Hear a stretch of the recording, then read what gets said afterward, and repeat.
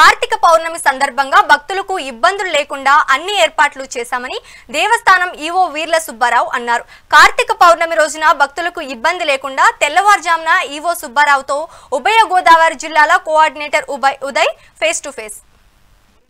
కొండంత దేవుడు భక్తుల పాలిట కొంగు బంగారంగా అన్నవరంలో విరాజిల్లుతున్న వీర వెంకట సత్యనారాయణ స్వామి వారి ఆలయం కార్తీక మాసపు శోభతో కలకలలాడుతుంది. ఈరోజు కార్తీక పౌర్ణమి సందర్భంగా లక్షలాదిగా భక్తులైతే అన్నవరానికి తరలివచ్చారు.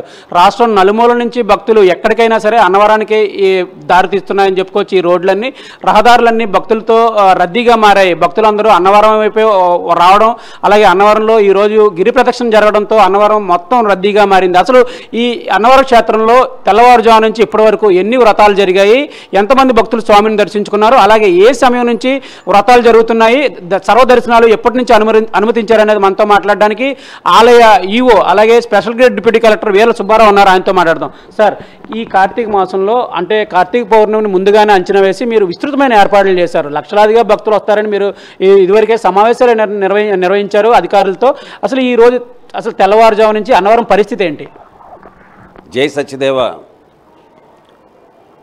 ఈ నవంబరు 5వ తేదీ మనకి కార్తీక పౌర్ణమి. ఈ శ్రీ వీరవెంకట సత్యనారాయణ స్వామి, అనంతలక్ష్మి సత్యవతీదేవి అన్నవరం దేవస్థానం విశిష్టమైనది దేనికంటే హరిహరాదులకు విశిష్టమైనది. ఏకశిలపై బ్రహ్మ విష్ణు మహేశ్వరులు కొలువై ఉన్నారు. కార్తీక మాసం అనేది హరిహరాదులకి ప్రీతికరమైనది కాబట్టి భక్తులందరూ కూడా కార్తీక మాసంలో ఎక్కువగా వస్తూ ఉంటారు. అంతేకాకుండా ఈరోజు శుద్ధ కార్తీక పూర్ణిమ కాబట్టి ఎక్కువ భక్తులు రాత్రికి ఇక్కడ చేరుకున్నారు. వాళ్ళందరికీ కూడా మనం డార్మెటరీస్ అన్ని ఏర్పాటు చేస్తాం. రైల్వే స్టేషన్ నుండి, బస్ స్టేషన్ నుండి వాళ్ళు ఇక్కడికి రావడానికి మేము బస్సు సౌకర్యాన్ని ఏర్పాటు చేస్తాం. అంతేకాకుండా మా దేవస్థానం బస్సులే కాకుండా కొంతమంది దాతల యొక్క బస్సులు కూడా ఇవ్వడం జరిగింది. వాటి ద్వారా యాత్రికులందరినీ కూడా కొండపైకి తీసుకురావడం జరిగింది. ఈ డార్మిటరీ నుంచి కూడా మనం సత్యగిరి, రత్నగిరి కొండకి మనం భక్తుల్ని తరలించడానికి ఫ్రీగా బస్సులను ఏర్పాటు చేస్తాం. ఈరోజు ఉదయం 1 గంటకే దేవాలయాన్ని తెరచడం జరిగింది. 1 గంట నుండి మేము వ్రతాలని నిర్వహించడానికి ఏర్పాట్లు చేశాం. వాటికి వేరువేరు మార్గాలను ఏర్పాటు చేశాం. ఆ విధంగా భక్తులు ఈరోజు ఇప్పటికీ వ్రతాలు మనకి 8,000 వ్రతాలు ఈ టైంకి అయినాయి.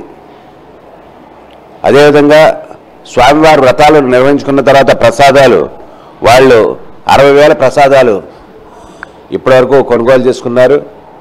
వచ్చినటువంటి భక్తులకి అందరికీ కూడా మేము క్యూ లైన్ మేనేజ్మెంట్ ఎక్కడి నుంచి వెస్టరాజు గోపురం దగ్గర నుంచి ఏర్పాటు చేశాం. భక్తులకి ఎటువంటి అసౌకర్యం కలగకుండా రావి చెట్టు దగ్గర కూడా వాళ్ళు దీపాలు వెలిగించుకునే వారందరికీ కూడా ఎటువంటి అసాంఘిక మన అంటువాడి ఇన్సిడెంట్ జరగకుండా మనం అక్కడ ఏర్పాట్లు చేయడం జరిగింది. భక్తులకి వచ్చినటువంటి వారందరికీ కూడా వారికి మేము ఉచితంగా పులిహోర దద్దోజనం ఏర్పాటు చేస్తున్నాం. పెద్దవాళ్ళు ఎవరైనా ఉన్నట్లయితే వారికి పాలు, ఫ్రూట్స్ కూడా ఇవ్వటం జరుగుతుంది. పిల్లలకి బిస్కెట్స్, బటర్ మిల్క్, పాలు ఇవ్వటం జరుగుతుంది. ఈరోజు ముఖ్యంగా కార్యక్రమాలు ఏమిటంటే ఈ పౌర్ణమి రోజున నోము నోచుకున్న తర్వాత గిరి ప్రదక్షిణ. ఈ గిరి ప్రదక్షిణ ఉదయం 8:30 గంటలకు తొలిపావంచ దగ్గర పల్లకీలో స్వామివారు బయలుదేరి గిరి ప్రదక్షిణకి వెళ్ళారు. ఈ గిరి ప్రదక్షిణ సుమారు 9 కిలోమీటర్లు సత్యగిరి, రత్నగిరి కొండ చుట్టూ. ఆల్రెడీ 8:30 స్వామివారు, అమ్మవారు పల్లకీలో బయలుదేరారు. వారి ద్వారా వెనుక భక్తులందరూ కూడా తండోపతండాలుగా ఈ గిరి ప్రదక్షిణలో పాల్గొన్నారు. అదేవిధంగా మధ్యాహ్నం మళ్ళీ 2 గంటలకు సత్యదేవుని సత్యరథం ద్వారా 2 గంటలకి మళ్ళీ మొదలవుతుంది. ఆ సమయంలో కూడా మళ్ళీ విరివిగా భక్తులు వేలాది మంది భక్తులు వచ్చి ఈ మన గిరి ప్రదక్షిణలో పాల్గొంటారు. కాబట్టి భక్తులందరూ కూడా మళ్ళీ 2 గంటలు కూడా సిద్ధంగా ఉండాలి. తర్వాత మనకి fire engine, fire safety measures, fire extinguishers కూడా పెట్టడం జరిగింది. ఈ విధంగా ఇంకా మనకి ఈ శానిటరీ సక్రమంగా చూడడానికి శానిటరీ వారి ద్వారా డస్ట్బిన్స్ అన్నీ ఏర్పాటు చేసాం. అదేవిధంగా మెడికల్ క్యాంప్స్, తర్వాత 108 అంబులెన్స్ మేము ఏర్పాటు చేసాం. మాతో పాటు ప్రైవేట్ వారు కూడా ఒక 4 అంబులెన్స్ని వారు మాకు సప్లై చేయడం జరిగింది. మంచినీరు ఎక్కడైనా సరే భక్తులకి అందే విధంగా అన్ని సౌకర్యాలని ఏర్పాటు చేయడం జరిగింది. కాబట్టి భక్తులందరూ కూడా 2 గంటలకు కూడా అందరూ మన గిరి ప్రదక్షిణలో పాల్గొని ఈ కార్యక్రమాన్ని జయప్రదం చేయాలని కోరుకుంటున్నాను. ఈ సంవత్సరం అంటే 2 దఫాలుగా గిరి ప్రదక్షిణ జరుగుతుంది.